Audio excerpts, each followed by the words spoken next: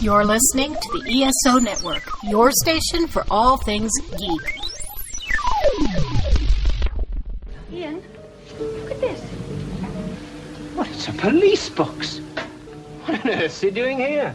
I mean, these things are usually on the street. Oh, feel it. Feel it, you feel it? It's a faint vibration. It's alive. Earth Station Who, a fun mashup celebrating nearly 50 years of Doctor Who universe. Hold tight. You never know where the TARDIS is going next. Who are you? I'm glad you asked that again. Bit of adrenaline, dash of outrage, and a hint of panic knitted my brain back together. I know exactly who I am. I'm the Doctor. Sorting out fair play throughout the universe. Now please, get off this planet while you still have a choice. Hey everyone, welcome to another episode of the Earth Station Who podcast. That's right, folks. We are here and we have a new guest with us. Well, he's not a new guest. He's a guest who's been on before, and he's a huge Doctor Who fan. He was on when we discussed his Doctor Who, a feminist show now. And let's welcome, of course, to the show, the man, the myth, the legend, who has just come from Atlanta Comic-Con. We are talking to Dan Kozuh. Welcome. Hey, thanks for having me back on. No problem. And you have decided to talk about the Impossible Planet and the Satan Pit, the 10th Doctor. Yes, one of my favorites. What about this, other than, we reviewed all the other stories that you had suggested already? What about this one, made you say, let's do this one, Mike? It's really one of my favorites for so many different reasons. I think it's one of the first Tennant Rose stories where they're kind of gelling as a couple, as a doctor and companion. It's later on in the second season, like eighth episode, I think, and I think their genuine affection for one another really comes through in this episode. But there's also just something about this episode about being on a planet that is next to a black hole where they're digging into the center where Satan ends up living. That seems like an Iron Maiden album or something. Like, it's just such an interesting, fun concept. And then it also introduces the Ooze, which is one of my favorite kind of Doctor Who creatures. And I think they introduce it in such a good way. They're not even a main character. They're kind of an ancillary character to the plot, but they become a favorite character of a lot of Whovians that I know. Yep. Some of our favorite tentacle villains. It's awesome. But they're not even really villains. They're just characters. Yeah, exactly. Well, it's great to have you up here. And speaking of other people up here, we have our regulars with us. Let's say hey to Mr. Mike Gordon. Howdy. And Ms. Mary Ogle. Hi, everybody. It is great to be here. We have a good show ahead of us. And folks, I've been promising for so long that we are going to have a new email address. And you know what? We definitely do have one finally. We are finally at, ready for this, kids? We are at earthstationwho@esonetwork.com. Ooh. So, yay. It's not that difficult to remember. And, please write us. We'd love to hear from you guys. Big shout out real quick to our patrons and everybody at home for listening to this. Thank you. Thank you. We couldn't do this without you. So, as we like to say, there is no Doctor Who news. What do you expect? It is the doldrums of summer, and it's kind of disappointing, too, if you think about it, because this time last year, we were all gearing up for San Diego, and it was actually Jodie's first public appearance for Doctor Who. And, we were all excited and everything. And this year, I don't even know if Doctor Who is going to have a presence there at all.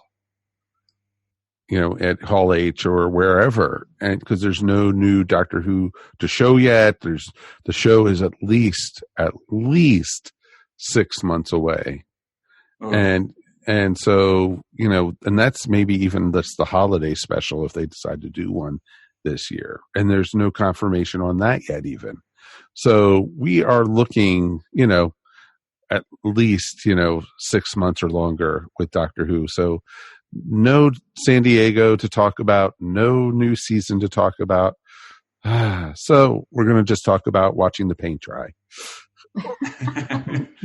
Either that or we'll just finally review Trial of a Time Lord. No. No, I can't even do that. I can't even do that with a straight face. Can't even joke about it. There's lots of rumors going around. There's lots of speculative stuff, but we don't talk about that here. And so, the cool thing is for anyone going to Dragon Con, David Tennant's going to be there. Freema is going to be there. And so is our favorite Donna is going to be there too. Yay. Hooray! So we got some great Doctor Who guests coming to Dragon Con this year. So I think that's the closest to Doctor Who news that we have. But because we just don't go into rumors, we don't do any of that here. It's just not worth our time. And when we do talk about it, or we go through that, or we listen to certain people, hey, I have from my source that blah blah blah is going to be doing blah blah blah, and then it doesn't happen, or it happens a different way. Who has egg on their face? I've got egg on my face. So Well, if we bring it up, it probably is not going to happen. Exactly. Exactly. The only confirmation that we even had for Doctor Who is, that it's coming back and the Jadoon are on it, at least for an episode. I think that is it. So, wow. Lisai. So instead, we are going to talk about this wonderful two-parter. Let us go and talk all about the Impossible Planet and the Satan Pit.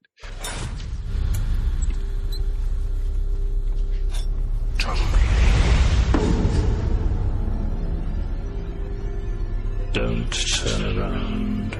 Dan. One look and you will die. I'm reaching out to you. I'm so close. Don't turn around. Oh, I can touch you.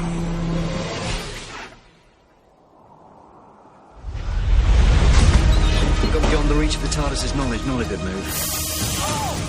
People, look at that, real people. That's us. Hooray! The beast and his armies shall rise from the pit. Whatever it is down there, it's not a natural phenomenon. He is awake. Stop it, you can't be!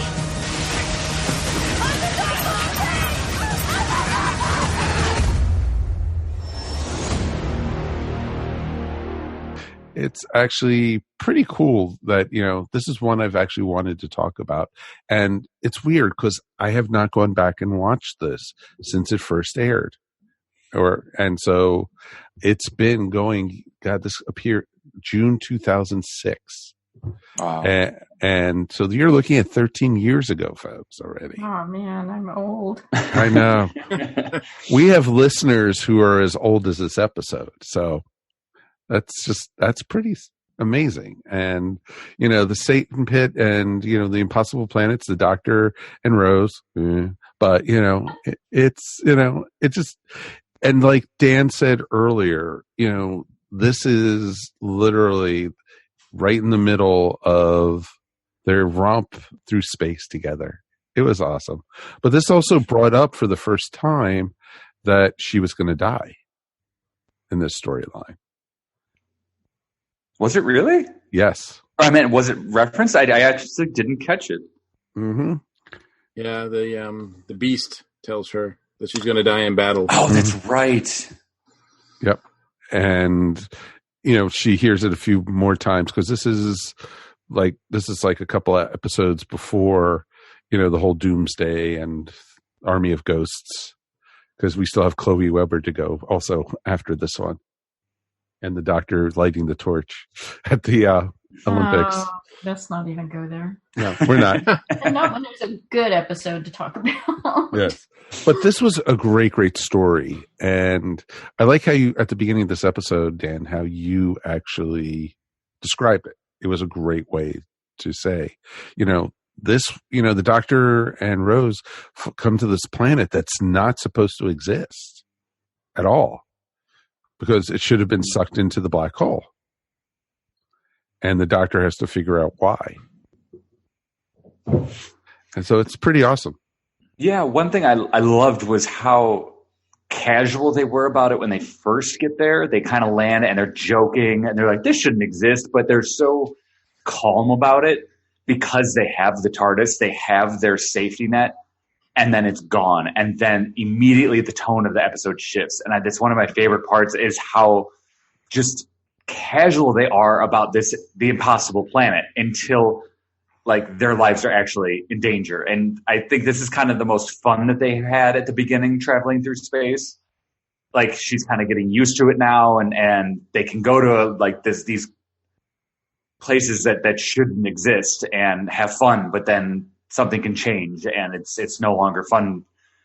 And I love that tonal shift that happens after the first like 15 minutes. Exactly, because it carries over from the episode before this, which was the Idiot's Lantern, and when they were traveling through time and space, and she was like so nonchalant about it. It was her and her boyfriend traveling through space. Nothing bad was going to happen, and then they lose the TARDIS, which is pretty awesome. And you're right, and it took the whole thing, and we're going to go through different parts. We're not going to just talk about the first part and then the second part. We're just going to combine them into one. Yeah, well, they actually are they work well together as a two-parter. Exactly. I mean, they're pretty seamless. They're good about foreshadowing things in the first part that happen in the second part. I mean, it's very well written, and it's one of the sometimes two-parters you'll get one episode that's good out of the two-parters, but for me, these both really, really work well. Yeah. Exactly. And it's interesting that, they have, the humans working on it, but this is the first time we see the Ood, who are basically all slaves to the humans. It is not, the Ood are not being treated well at all. Oh, no, not at all. No, the Ood are so interesting. I mean, when we first see them, because they're introduced like even in the stinger in the first like little bit before, I think even before the music starts, right? That and they just look like something out of a Lovecraft book, right? And yeah, they are not, in my mind, they are not pleasant to look at all. Right. So it's one of those times though where Doctor Who likes to do that, where they take something that looks menacing and they kind of flip it. So it's against their expectations, where you find out, oh, they're not really that menacing, and then they become menacing, but they're not really, but it's not their fault. So it's kind of interesting that we mentioned this one episode, because we had just talked about, the Doctor's wife, where the Doctor was kind of still regretting the fact that he couldn't save the Ood from this story. Which is interesting because I think this is the first time he encounters them. And even though they are pretty much just referred to as like, pretty much, I think they even call them like cattle. Yeah. That the Doctor really still feels bad about leaving them all behind. Oh, very much so. And this is, they're basically to the humans, they're basically mindless automatrons almost that will just do whatever they're told. And, they're the workforce, they're the grunts. And it's, basically they're, when you see the eyes change color, it's like, oh, this is not going to be good. It's like, it's not a black and white episode. I mean, I like that there are nobody's like all good or all bad. Like the humans they're not saints. they're using the Ood and not thinking very much about how they're being treated. Yeah. Otherwise they seem like a nice crew. They're out there for the right reasons. They're not out there to, for military purposes, although certainly they're, what they find out could be applied for military use, but they seem like a good bunch of overall, but and well cast too, really well cast. Yes. But in this, it's kind of like it's one of those stories where you're like, oh yeah, they're really good people, except they're kind of racist. Right. Yeah, they're really great people, except they have slaves. Except they're not. Exactly. And, you actually feel really bad for Toby, who is the one who gets possessed by the beast. And because he seems like he's the innocent, and he falls target to the beast. And man, it's scary when you first see him with all the marks all over him. This is not only well written by Matt Jones, but it's really well directed by James Strong. Like the parts that are supposed to be creepy are really creepy. Yeah, the production's really good too. I mean, the sets are really good. Yeah.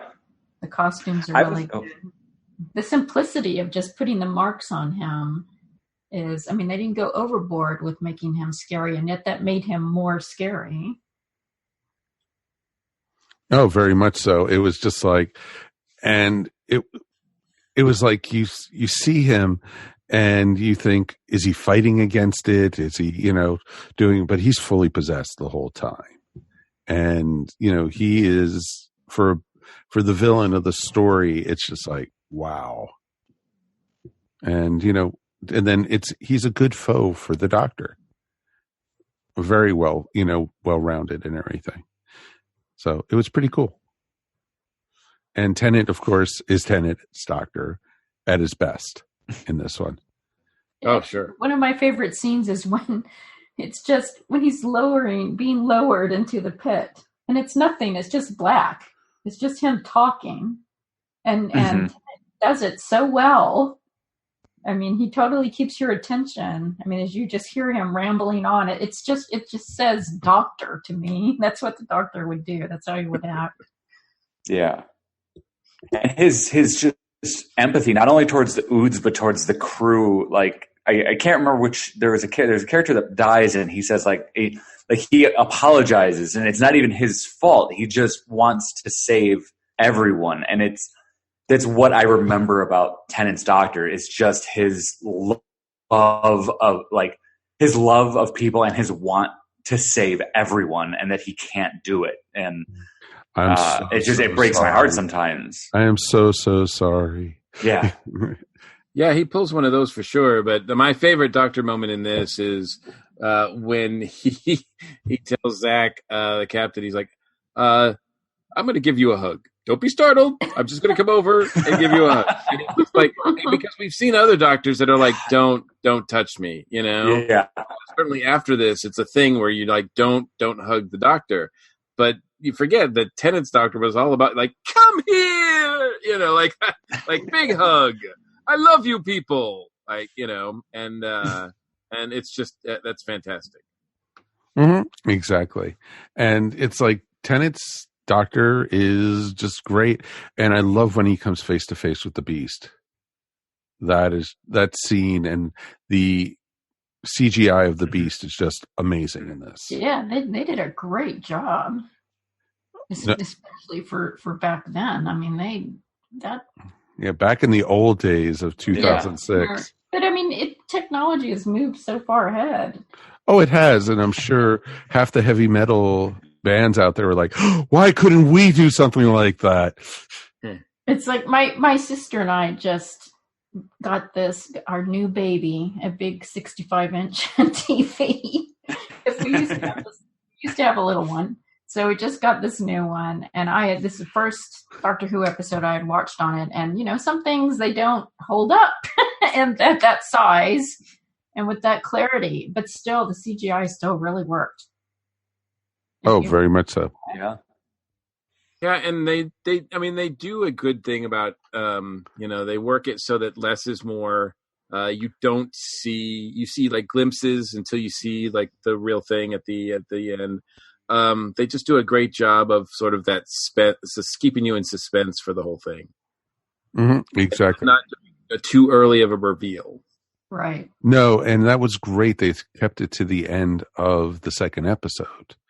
And apart from the flash that you get, I think it's in the first episode, right, where the captain sees him for just a second, and you're like, "Whoa, what's that?" Like, well, exactly. But you end up thinking that Toby is, been possessed by whatever that was, and he was the true villain, and it's truthfully, it's the entity under the planet that's trapped there that's possessed him. And that was, and it gets into all these different, religious stuff. Is that actually Satan? Is that just an alien beast or whatever that the Time Lord's trapped there? It was just pretty amazing. Yeah, well, I mean, that was an interesting question. I mean, maybe that's how the story started. It's like, what if Satan were real? What if Satan were embodied? What if Satan was an alien? Well, exactly. And his vestige was just copied through planet to planet. Mm-hmm. And, that way, as the great evil to warn people about him. I didn't think it was the Time Lords that trapped him. I thought he said it was the Lords of Light, which whatever that means. Yeah, just an ancient race. I don't know who.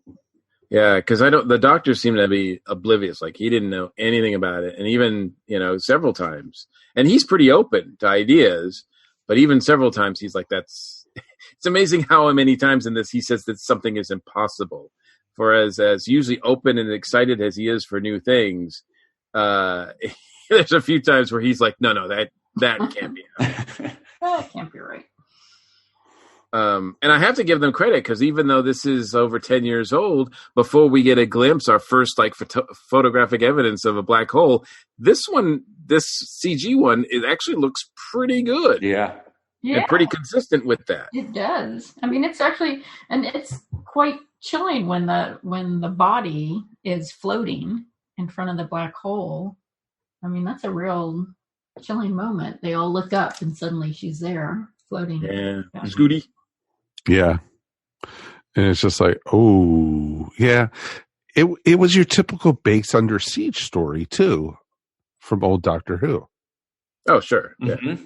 And, which even made it in some ways a little more special. And it was fun to get that old series feel.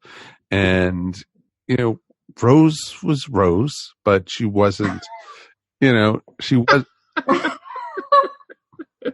I will say I really like Rose in this. See, I didn't. I know. I could have done. Rose was. She didn't do anything special in this. What do you mean she didn't do anything special? No, she didn't. She took command. Like she kind of helped everyone. Like the commander. It could have been any companion doing that. But it wasn't. Out the window at the end. It wasn't any companion. It was Rose. Yeah. And even the doctor, that's the whole big thing at the end when the doctor says, I believe in her. And of course he does. And then, look, it's established that they're a thing. So deal with it. Oh, I do. That's why I comment on it all the time. So, and this is, yes, we see hints of it. Certainly even as early as when they're in New York, right? Where they just seem to have this banter back and forth. But here it's really like, it opens with them just giggling like school children. Like school children in love. Yeah, I hate that too. Thank you, Mary. Rose annoys the heck out of me this whole season. I don't know. There's something about Rose that's just it's something I like loved her in the first season. Sorry. Oh, I did too. No. I would agree that with Tennant, then that kind of romance. But her character outside of that is just. There's something wonderfully like blue collar about her that you don't see in the companions that kind of come after her. Like there's a job to get done and she does it. And I don't know, like I think with that she grows up on like in that kind of blocky apartment block complex with a single mom. And it's just, I don't know. There's just something about her character that seems so different than most of the female characters that kind of were coming out around that time, and even after the companions I don't know. She's one of my favorites. Donna, I think everybody's here agreeing that Donna's our favorite, but I really do like Rose. And I like her in this too. Like I said, when she does take command, I think she does so convincingly, and I think that she's definitely in command and definitely saves the day at the end. So, well, I'll agree with you. I'll agree with you there. I mean, she does have some nice moments in the episode. Despite how much I hate her interaction with the Doctor most of the time this season, she does have some nice moments here, and she does take charge at the end. I mean, I think that's actually a great moment where she grabs the gun and shoots out the window. She just, I do agree that she can be a strong character, and I think that's actually one of the reasons why I'm more annoyed by it, because I feel like her character was kind of undermined. Well, of course, because she was the woman. Of course she was. And I don't mean that meanly. Don't take that wrong. But, they always do that in Doctor Who. They undermine the assistant all the time. And I do think, Rose is strong in this one for what she did at the end. But the rest of it, it's just like, she's typical companion. And I'm sorry to say that. My opinion, but that's okay. So it's the Rose versus Rose show. It's the War of the Roses. Ah! Well done. I thought it was good. I liked, all the different characters on the station. And, I liked how slowly each one got picked off and everything. And I liked the character of Ida a lot. I thought there was a lot more to her than they were actually. I thought there was going to be even more to her than what they let on. Especially with her and the Doctor going down the pit and everything. Yeah, I was surprised how well they made it that I was so attached to her by the end. Mm-hmm. Exactly. Introduced to her. I agree. Yeah, that's a great moment when she's saved, because you really are pulling for her. Yeah. And you want to talk about undermine too, the Doctor undermining somebody. I mean, that at the end when she's like, she's going to go down there, and he's like, well, there's only one thing wrong with that plan. I'm going to go instead of you. And I'm like, but why? And we know it's because he's the Doctor, right? He's the star of the show, so he's going to go down there instead of her. But it's kind of like he was kind of fighting it most of the time. But it was a really interesting way in which they depicted that too, where, he had that voice in the back of his head saying, go do this. And for him, the first time, he doesn't trust that voice. And, was that caused by the Beast? Was that why he was second guessing himself? It's an interesting aspect of this character there. I also wondered if it had something to do with him being separated from the TARDIS. That's true. Yeah. I mean, I think obviously, and also just having seen the Doctor's wife, and knowing how much. I mean, we know how much the TARDIS means to him, but certainly. The Doctor's wife, even though it takes place after this episode, still the bond is there, and the bond is as close as it is with anybody, as far as as any two beings can be. And so when he does lose his TARDIS, he's not just losing like his vehicle, it's not just a vehicle to him. No, it's part of his psyche almost. And this is kind of proof here also that the TARDIS is taking them someplace that they need to be, and saving the day, saving the Doctor at the end. Yeah, how did you feel about that's the one problem I kind of had with this episode, was that losing the TARDIS was such an important piece of this narrative that he falls, runs down a shaft and trips and and just kind of finds it. And so but now that it seems like you're kind of proposing maybe the TARDIS found him, which is a very interesting way to look at it. I certainly think that's, I I would offer that explanation and get a no prize for it. I mean, really, it's nothing that's in this story that confirms that. It is kind of coincidence. It is kind of set up like, oh, you just happen to back up into it. But I mean, certainly that's what I love about, that later episode, The Doctor's Wife, because it kind of allows for that now. So when you watch these things, you can kind of go, okay, that's not as problematic as I might have thought before. I mean, I kind of had that feeling too, and maybe I was hand waving, but it just it felt like the TARDIS found him. Yeah, interesting. No, it's very interesting to put, because especially after what we talked about last time, and if you look at a lot of episodes of Doctor Who, it happens more than you think it does, truthfully. And I don't know if it's just by coincidence or that the TARDIS is just, it also does find the Doctor. And it's like, they have each other. It's like, it's her thief, but, she stole him also. And it's interesting that way.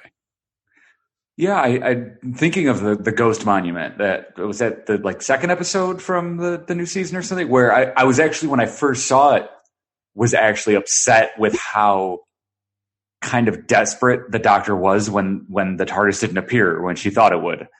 And now thinking about it and looking at this episode of how scared he was when he lost the TARDIS, it is I didn't realize what a running theme it was. I would have hoped this last season of Doctor Who, the newest season, that would have been a theme throughout the whole series, is them trying to find the TARDIS.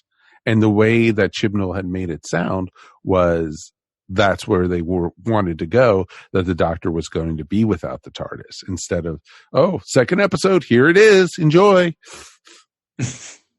I'm still surprised because Chibnall's strength and Chibnall likes having these long story arcs. I'm still surprised there wasn't more of that in last season. I fear that he must have been told no. That's all I bet he was, because I think he originally had plans to, and I think the powers that be were like, no. Yeah, in other words, fear me, I am the producer. Fear me, I write the checks. Exactly. Yeah, no, Chris. Yeah, exactly. Because I actually recently was watching the Pertwee episodes where they take his TARDIS away and he has Bessie instead, and he's kind of rebuilding the TARDIS, and he forgot he doesn't remember.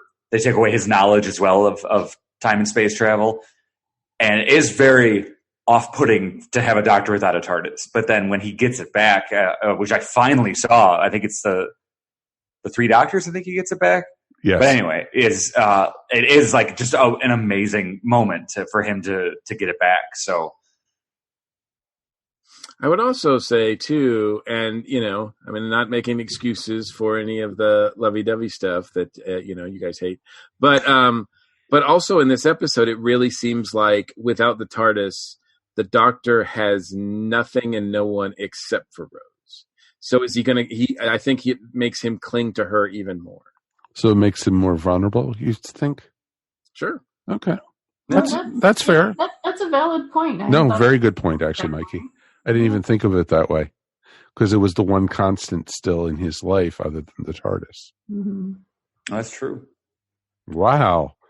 Because, for the first time in a long time, probably since the Third Doctor era, he was forced with thinking like, what? I'm stuck in one place in one time. Damn it. Like, what do I do? And they even have that conversation where she's like, you're going to have to pay a mortgage. And he's like, oh God, no. Like, like, no way. And, the idea of the Doctor having to pay a mortgage is hilarious. That's when he knew he would stop at nothing to get the TARDIS back. He almost dived head first down that pit. Got it. Out of my way, I know. That's why he's like, you're not going down there. I am. Yeah, exactly. He literally is just like, all right, nope, get out of the way, Geronimo. Wow, I didn't think I thought he would climb down on the rope or the elevator, but no, he just jumped in. Also, this is the first time we get to see that spacesuit that he has, because you see it multiple times later. The infamous orange spacesuit. Yes. Yeah. Oh, yeah. As Mary pointed out, the design from the look of the ship to the costumes to even the outside, or in the pit actually, where Doctor Who finally goes back to the quarry to shoot some stuff, was just top notch all the way. I mean, that looked like a fun set to be on. Mm-hmm. I bet there was just a lot of detail in the ship, especially. They really went all out to make it look good, and I really appreciated it. Mm-hmm. Yeah, it didn't just look like a factory. Right. That sometimes you see these spaceships, and they go to like some sort of broken down factory to shoot the inside. You're like, yeah, that's not really. No, this actually felt like this was a station of some kind. Yeah, it was really well done, and you felt like how you guys said earlier. A lot of times, it felt very claustrophobic. And that's the type of base under siege story you want. And this story for a two-parter, it had the perfect cliffhanger. It had the perfect, pacing. There were no real dead points on this. No, I don't think so either. And that's kind of the cool stuff about these stories is, we've had even two-parters in the new series where it could have easily been just one story. This paced perfectly. Yeah. And it's very character driven, and I always like that. I mean, I want to care about the characters. And I did. I mean, I felt something when they got picked off, and you really were rooting for them. Mm-hmm. You felt it when you saw the one character floating in space. It was just like, oh. Yeah, it was a horrible moment. Yes. It's funny because I didn't realize, I guess it's been a while since I've seen this as well, because that actress who played Scooty is Mayanna Buring, who's been in like a ton of stuff since then. Most notably for me anyway, she had a prominent role in a TV series called Ripper Street, which is done over in Britain as well. And she was on Downton Abbey too for a while. So yeah, she's gone on to do better things, and I would not be surprised if the other folks on this, especially the guy who played Zach, I mean, I thought he was really good as well. No, definitely. And yep, it's definitely, there were some actors in this. Oh wait, I remember this person from, like you said, Downton Abbey, or I've remembered these people from other shows, and it's just like, oh, I know that person. And it's just like, okay, that totally makes sense. And I remember seeing this person in this show, and it's just like, okay, that's pretty awesome. It's like, wait a minute, I remember that person from The Mummy Returns, or stuff like that. And it's just like, and that's what also made it more personable in a lot of ways, because you actually felt like you knew these characters. Yeah. Yeah, that's where I was trying to go with it. It was a long way around, but I made it. One thing about this episode was actually something that was missing, which watching these older episodes, which I like, you haven't watched this one in years, was that the sonic screwdriver was never used. And I'm realizing now how often it's used in the newer seasons, that anything that the Doctor doesn't know, the sonic screwdriver now scans it. And I'm like, if this episode were made now, he would have scanned the planet, he would have scanned the computer stuff. And I just realized how it was just kind of sort of used. It was used when it was necessary in these older episodes. Yeah, in fact, in the first little bit, in the first teaser image, or beginning, when the Ood are coming after them, they're being backed into that corner, and the Doctor whips out the sonic screwdriver and he's pointing at them. I'm like, what's he gonna do? Yeah. That's right. I forgot he did take it out right at the beginning. It's not going to shoot lasers at them, so what? You know? I know, it's like he's going to sonic them to death somehow. Okay. What are you going to do? Build me a cabinet or something? Yeah. So yeah, there was a lot of great stuff out there, and this one, has some really good moments, and I am glad they brought the Ood back after this story, and they're good creatures. And they're interesting characters, and I'm glad they're the one characters you don't actually get to know that much about. No, you don't. You don't actually find out about them until 2 seasons later, 3 seasons. Yeah.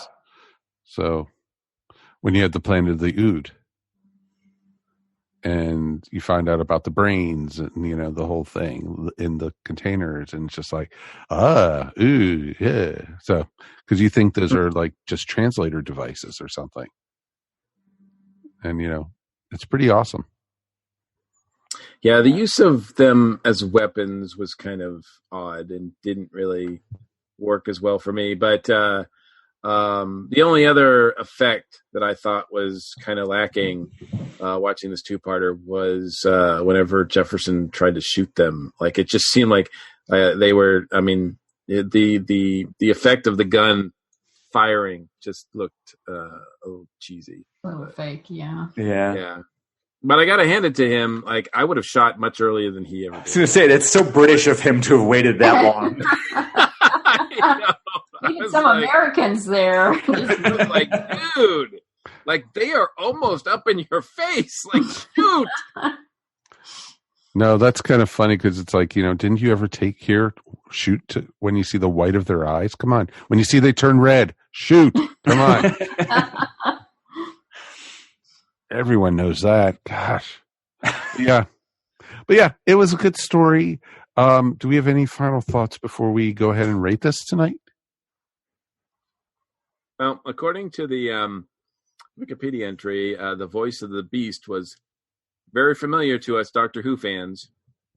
It was played by Gabriel Wolfe, who also played Suteth in Pyramids of Mars. That is awesome. Oh. That is awesome. But, of course, they used different voice changer and stuff. Of course. Which is interesting because in that period, when he meets Suteth, he says, like, the fourth Doctor says that Suteth has been known by many aliases, including Satan. So. There you go. Huh. Maybe it's a tie-in. Circle. Always does. Always does. Could it be Satan? Okay, before we go to church lady tonight. All right, let's go ahead and rate this 1 out of 5 TARDISes, 1 being the worst, 5 being the best. Dan, this was your story. You get a pick first.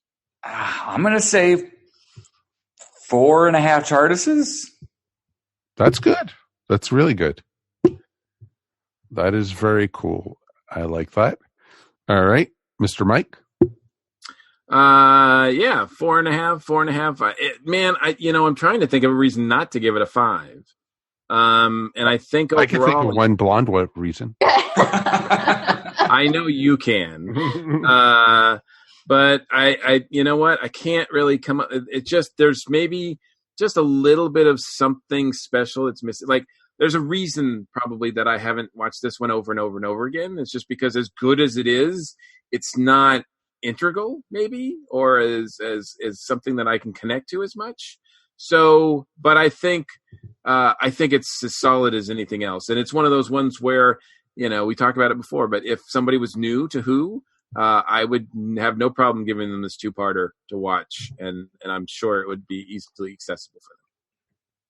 Fair enough. Totally fair. Mary. I'm going to give it a 4.5 also. I mean, it's just, there are 2 really fun episodes to watch. They're very well written, and they're beautiful. I mean, you can just sit there and stare at how well the sets are done, the costumes are done, the really good acting, the way the CGI. It's definitely 2 of my favorite stories from that season. and I'm glad we had a chance to see it again. No, very true. I agree with that. All right, my turn. I'm going to give this one a solid 4. And no, I'm not pulling it down because of Rose. Trust me. I promise I'm not. I enjoyed the stories. I thought they were fascinating. There was just something about it, knowing what comes next in the next couple of episodes also pulls it down a little bit because you have a couple filler stories after this one. And it's just a lot of, this is towards the end of, Rose and Doctor. And this is, planting seeds for the rest of the season. And Tennant's amazing. I would give him a 5, but just some of the story it just didn't deserve higher for me, but I enjoyed it. It's enjoyable. I would recommend it for people. I wouldn't recommend this as a first episode of Doctor Who to watch because you'd have trouble figuring out the characters and such, but I liked it, and I think 4 is a good solid number for this. So, ha ha ha. There. That's my story, and I'm going to stick with it. I did enjoy it. We want to hear from you guys at home. Please write it at earthstationwho@esonetwork.com. Definitely would love to hear from you guys. All right. We are going to be back in a couple weeks, and we are going to be talking about Warriors of the Deep, the 5th Doctor story featuring both the Silurians and the Sea Devils. Ooh. So talk about base under siege stories. You got it here, folks. We should just change our name to Earth Station's Under Siege. So it should be a lot of fun. It should be great. Dan, thank you so much for joining us. Thanks for having me. How can people find you? And you get to promote your book right here. Yeah. You can find me on the social media is K0ZUH instead of KOZUH. And my book is called Lingeria, Book 1 of 1. It's a humorous fantasy tale, and you can find it on Amazon, LINGERIA book. Definitely. We'll have a link to that up on our show notes also. So definitely check it out. We actually picked up one yesterday at Atlanta Comic-Con. So definitely take after us. Make this man a bestseller. That's what we need to do. From my mouth to God, right? Yeah. So it should be. Thank you so much for joining us, my friend. Thank you again. And Mr. Mike, thank you so much. As always, it's my pleasure. And Mary, you made it through. I did. Oh, this was a fun one to talk about. I'm really glad you picked it, Dan. It's such a good 2-parter. I miss good 2-parters. Chibnall, hear that? Especially good 2-parters. So, Mary, where can they find your stuff? You can find my artwork at maryogle.com or on Etsy at eVision Arts. Excellent. And that's it for the show. We will see you next time here on Earth Station Who. My name is Mike Faber, and let's bring on the Warriors of the Deep. Peace, and we're done. Ta-da. Yay. Awesome. Hooray. That was good. You have been listening to Earth Station Who, a bi-weekly pop culture podcast dedicated to all things Doctor Who, featuring talent from across the universe. All topics on the show are the sole opinions of the individual and are used for entertainment value alone. You subscribe to our podcast up on iTunes, Stitcher, or follow our blog at www.esopodcast.com. You can also follow us up on Facebook, Twitter, or Google+. If you enjoyed the show, please leave feedback up on iTunes.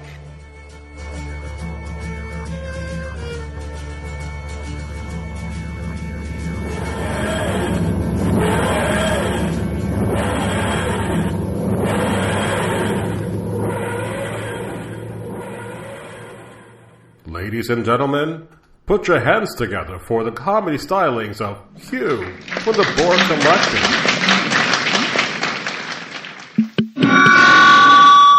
When I was part of the Borg Collective, my Borg wife was so fat, when she sat around the collective, She sat around the collective. The Monster Sci-Fi Show is part of the ESO network. It's sci-fi from a certain point of view. This has been a broadcast of the ESO network. Be part of the crew and help support our shows by donating to our ESO Patreon or by shopping through Amazon.com or the TeePublic store, which can all be found at www.esonetwork.com. The ESO Network, your station for all things geek.